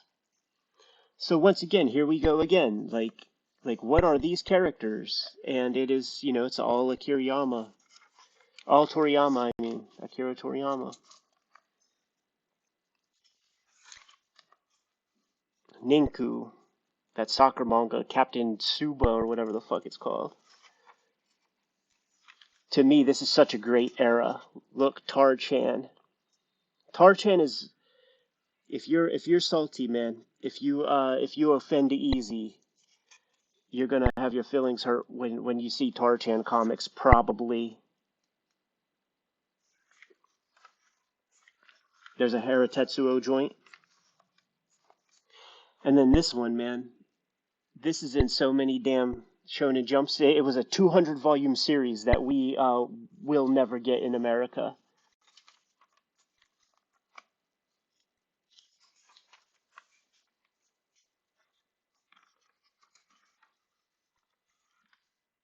More of that process color.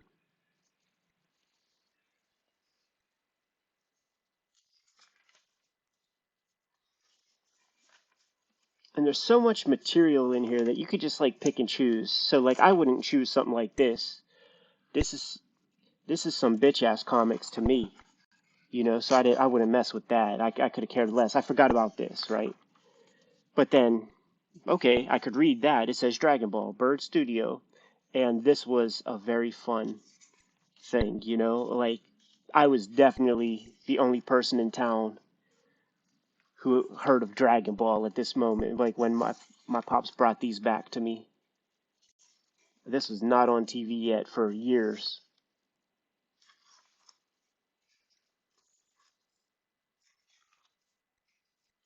It's a late period joint. Now look at this Ninku thing. This is what really perplexed me.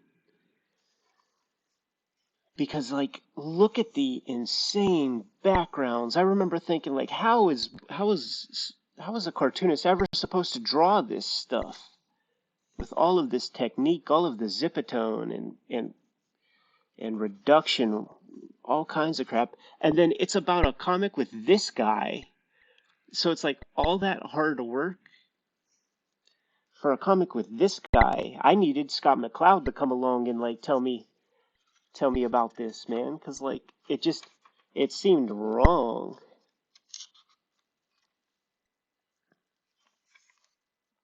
you know? But I freaking love it.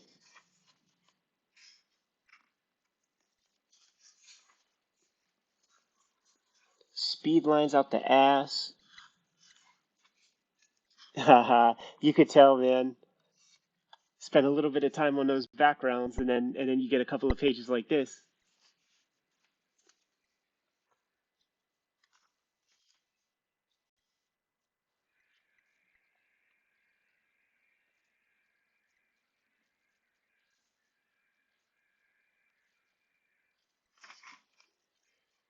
So weird, man. People were very surprised that I heard of Ninku while out there, uh, but it was only because of having these shonen jumps from this period of time.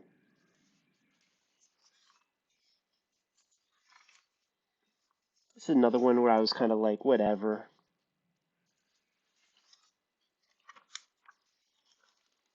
Slam Dunk though, Slam Dunk is in here. Nice. Episode 216.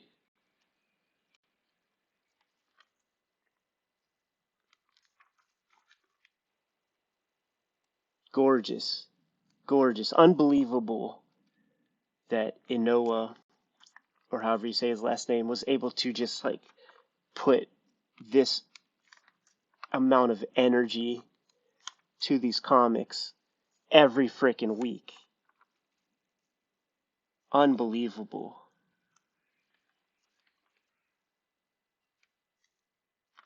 Unbelievable.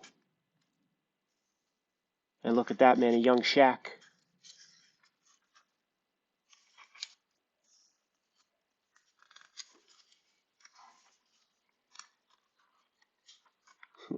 I was such a boy. Like, I was just like, man, if you're going to bring me these big ass eyeball things, like, I don't even want to hear it. So, and I still feel that way with this, actually. I could care less. Whoa, this looks pretty cool.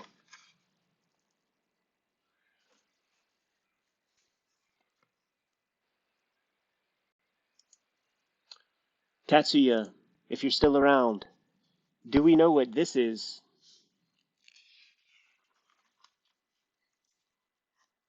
Because I like it. Looks like an Ultraman parody or something.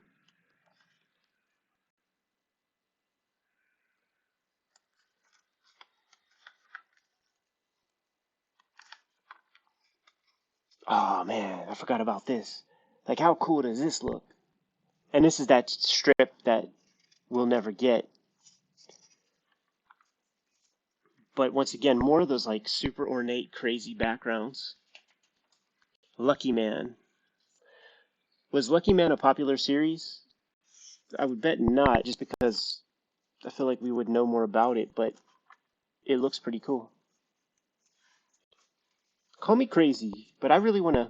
I think there's a lot of specific Japanese stuff that they perceive we won't understand with this series, but it hit 200 volumes. Uh, there's got to be something to it, and I would like for America to get a piece of it.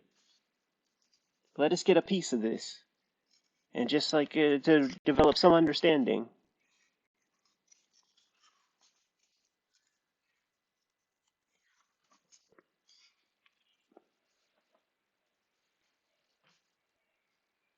The writer who wrote Death Note and thusly, I guess, Bakuman was the writer of that Ultraman piece,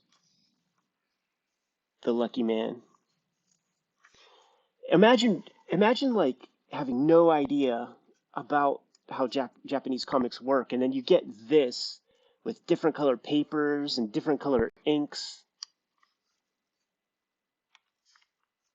Like, how does a young mind process this? 1995, issue 14, so that means it's 14 weeks into the year 1995. That means I'm 12 years old still, you know? And to me, these were just like, it was like from space or something, like you can't read the language. You've never seen anything like it. Just blew my mind. Here's Tar-chan. If we're lucky, we'll have a sequence where he flies with his ball sack.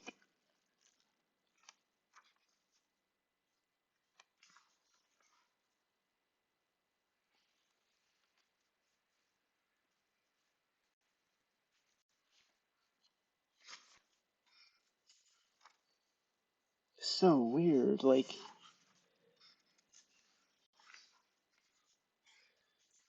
I just don't know.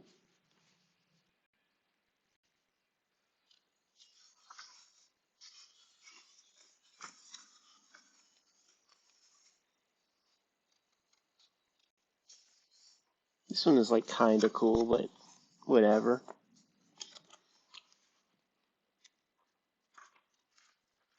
Alright, and this is that soccer joint. I know there were Famicom video games based on this.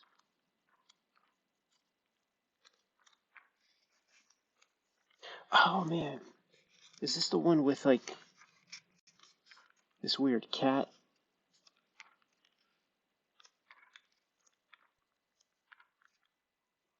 Oh, JoJo.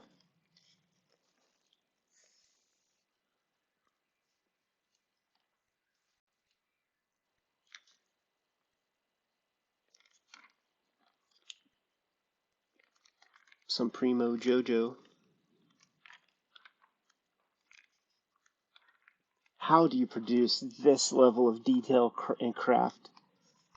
20 pages, 17 pages every week. It doesn't seem human.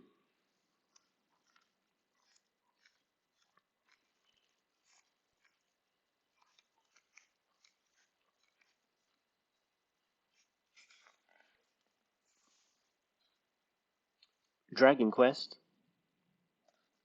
I was just looking to see if Bird Studio was mentioned, but it's not. Because we know that Akira Toriyama did a lot of the, or I guess all of the character designs. Once again, imagine being a little dude discovering this. This Mind Assassin, depending on the day, I loved it or hated it. It has the most spare lines. Oh look, Jushin Thunder Lager. It had the most spare lines of like any of the manga, and this was like when I was deep in the weeds, man, with Image Comics. But then there would be days where I just loved it. And I'm of the mindset that I love it.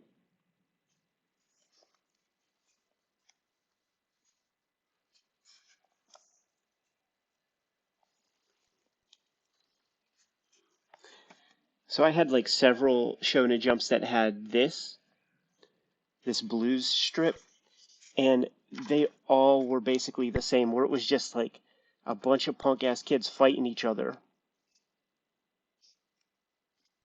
So what's not to love? And I just had no idea about anything, man. So like I look at that, and I look at some of these guys, and I remember thinking like, is this what the Golgo 13 guy is up to nowadays?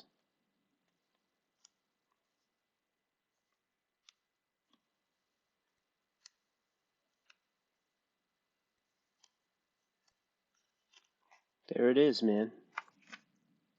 Big chunk of my manga haul for 2019. Happy you guys hung out to check out the bounty with me. Um, Once again, it's going to take a long time to process this information, man. But I really do think it's going to show up somehow. It's going to manifest, and and change my artwork. That was like a constant thought on my mind while I was out there. Like, how is this going to affect me? How's it going to change the way I make my comics? And I do know in some way that it has, because I've, I haven't been home for a day for a week yet. Haven't been home for a complete week yet. Almost, 3 more hours and I would have been home for a week.